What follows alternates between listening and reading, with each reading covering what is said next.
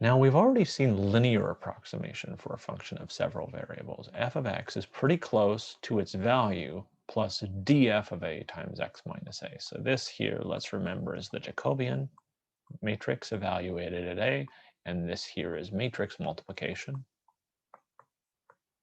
And this here, we write this as a column vector. We write x as a column vector, x, y, z, and we write a, our point, as a column vector as well. We subtract them, and then we do matrix multiplication.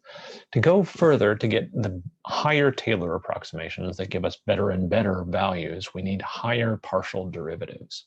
And to make things simpler, for what we're doing, we'll stick to functions with one output. So in particular, the Jacobian matrix in this case is just another name for the gradient vector viewed as a row vector. Now, when we do this, we need some understanding about second derivatives next. So for any real valued function, in principle, there are 4 different second derivatives. I could take the x derivative, and then I could take the x derivative again. I could take the y derivative and then the x derivative, or I could take the x derivative and then the y derivative, or I could take 2 y derivatives in a row. Those are all the possible ways that I could do 2 derivatives in a row. And when I write it this way, the one that's closer to the function happens first.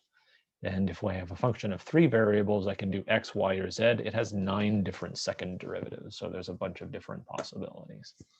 Now, all of this is a little bit too much writing, so we usually use this kind of power notation, like this, or this, or this, or that, for second derivatives, where we write del squared f del x squared to indicate I take 2 x derivatives, or del squared f del x del y to indicate I take a y derivative and then an x derivative, and so on and so on. It just saves a little bit of writing.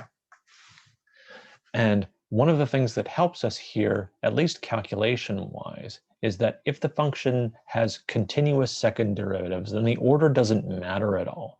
We can just take the x derivative and then the y derivative, or the y derivative and then the x derivative, and those 2 mixed partial derivatives, quote unquote, are equal to each other. And so we really don't actually have to calculate one of those 4 in the list. There's really only 3. There's only 3 different second derivatives in 2 variables and 6 different second derivatives for a function of 3 variables.